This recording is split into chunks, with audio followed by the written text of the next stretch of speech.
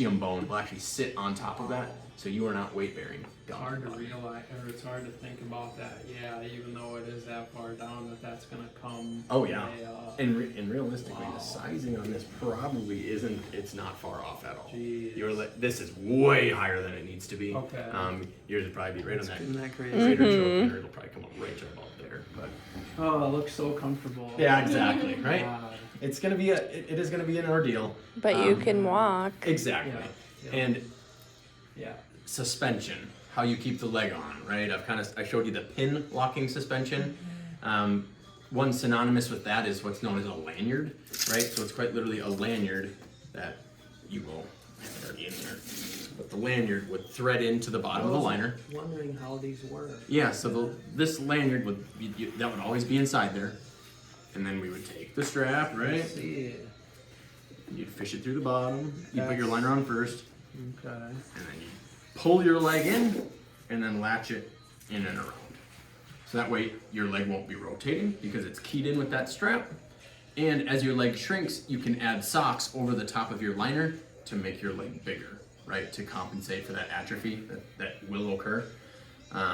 And so that's why I got some of these liners set out here that I think are gonna be darn close to fitting you. They're just casting liners that they're clean. And anything on this one. Yeah, so I'll kind of show you. So, and if this is a little bit too tight, we can use a looser one, but I'm probably gonna end up having to trim this.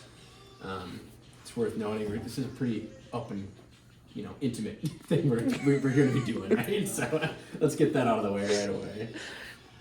So there isn't necessarily a front and the back, but there is lettering on one of the sides. So I usually line that up. We always squeeze that all the way flat. And then we basically just press it against your skin. But if you were to do that and then slide it on, you're gonna trap air. It's gonna give you a hickey. It's negative air pressure. I mean, it'll turn it purple, right? And so it's not gonna necessarily hurt, but you'll know when you take it off that it's gonna hold fluid. So we squeeze that all the way flat. And we just press it against your skin and roll on. I'm gonna let you do that. So I want you to just pull that, basically roll it. Yep, just like that. Gosh, that's kind of cool. Hurt way less than I thought it was gonna so far. Yeah. But now they're starting to. He's a been lot of nervous pressure. about these. Absolutely. And so this is. Yeah, because I've heard. Yeah, that it's kind of painful. And, But then in the long term, it feels good. It absolutely does. Yeah, look underneath there. It's bulging. Yep. And this is something where I probably have a bigger size that we can utilize. This feels different. Is that something like what you want to see? If You're like, that's not even tight. No, it's tight, but we want it tight. Yeah. Because again, it's really hard this is kind of a perfect situation. Ideally, we could get started today, right? But we gotta wait for this side to heal up just a little bit more. And if we can get you set up with compression now, your legs will atrophy, and it is going to be very good. It's like squeezing And so for this- girls squeezing into like skinny jeans or Yes. something, like jumping up. And so this is obviously way longer. Than it would be. I don't know how high to cut it until That's we get hilarious. a considerable amount. But no, that's tight. I mean, that is really tight. It's good. It doesn't hurt at all. That's good. And this is going to help with phantom pain. That's Because your good. nerves, right? Your nerves used to go down to your foot. They Like basically take. looking at it, Yeah. that's good though. It is good. It is. It's going to help desensitize them nerves. 'Cause that's what's limiting him, I think, is that phantom Discomfort, pain. right? Yeah. Absolutely.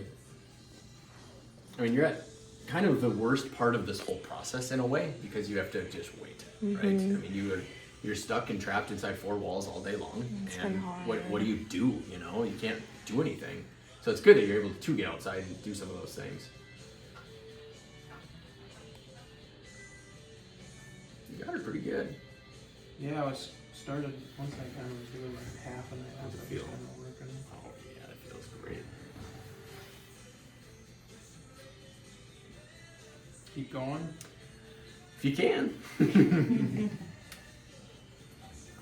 Since that socket was up so high and Exactly. to get So we pretty much look for that crease in your groin, right? We obviously don't go higher than that or it's just gonna roll down all the time. You're probably within about an inch, and then we leave it longer on the outside, your lateral wall, because you have a bone, right? Your greater trochanter of your hip. We like to go about up to that. So realistically, I won't be cutting a whole hell of a lot off over here. In here, I'll probably be cutting it down in through here, sure. right? realistically, I mean, that looks, it does. It looks good. Can you move your leg out that way? Push towards me. Yep, exactly. So I got your femur bone right there, right? Does that cause any discomfort? Not too much. A lot of times with the above knee side, It's more so up here that I have. sure, that's where long term, that's probably gonna be a sore spot, right? Just as things change, because as you're walking, your leg likes to adduct, and that's what's gonna be pushing against the rigid frame here, if it's not tight. The same thing goes over here, this spot right in here. That's where it's gonna kind of be our tough spot as well.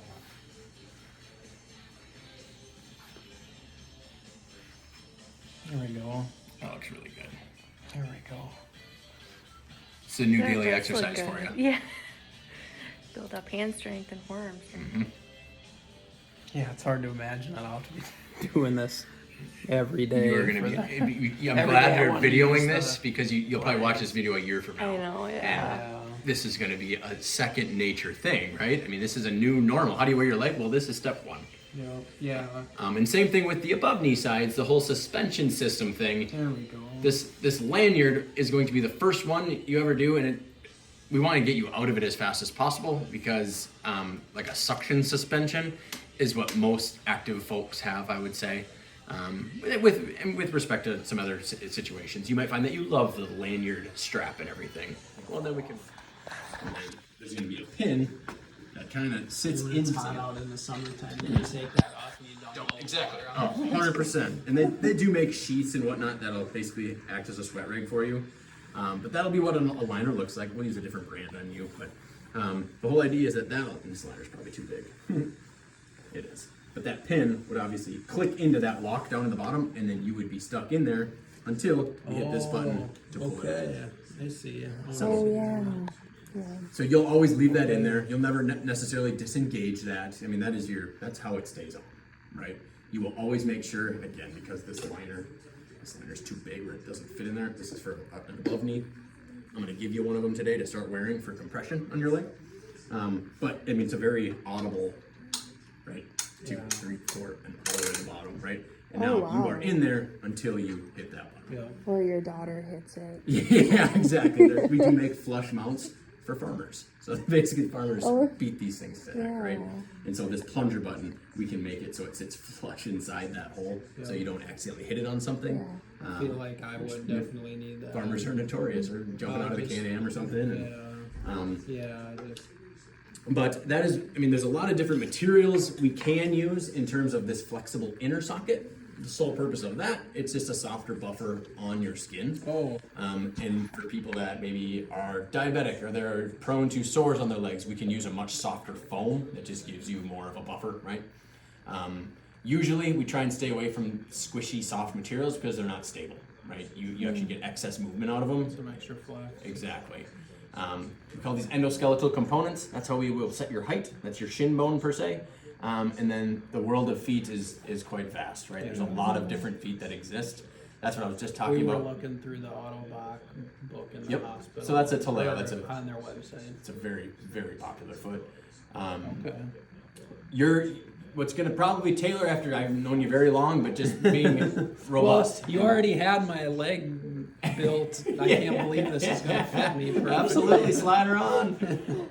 But I can't stress enough the whole insurance side of this equation, specifically with feet and knees, right? And so that's where I was just with Dr. Allman. I was like, all right, here's the deal. As far as an amputee goes, you are categorized on a K level. K1 is somebody that transfers from, they have a leg solely for transferring from wheelchairs to other things. They don't walk, right? A K2, you walk a little bit within the community. You can't walk at a variable cadence. You can only walk at one level. K3 is most people. I would probably be all of us would probably be K3s. You can do everything. You can walk at a variable cadence. K4 are basically children, Olympians, and people who are missing more than one leg. So basically, from an insurance standpoint, you can get everything covered. That categorization makes you more eligible for them higher level components. Especially, I mean, I was just telling these guys, Autobach X3. Yeah, buddy. That's the big what dog. we've heard about. Is kind of the best, and then he's gonna watch. It's like $150,000. Yeah. I mean, it's unbelievable, right? I thought It's a computer. 100. It's unbelievable how expensive and how it's a computer though, right? And so it's heavy.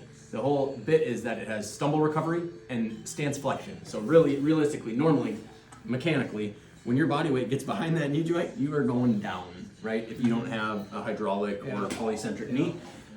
With Bluetooth and a microprocessor knee, it's designed so if your weight is too far on your heel and it is behind your knee, instead of buckling, it will lock for you, right? It'll catch you and prevent you from going down, right? Will you still probably go down at some point? Yeah. Absolutely. Like we tell everybody, it's not if, it's when. It's not a guarantee. Yeah, you will. Thresholds, rugs, little things like that. You get comfortable walking around. Those are the things that when you're not expecting it, it'll catch your toe. And I've seen a video of an amputee. It was just small thresholds, and they were like, "This is your worst nightmare." it's a game changer. Yeah, and really. we don't think about that. Yeah. Exactly. And again, there's a lot of moving factors to that, but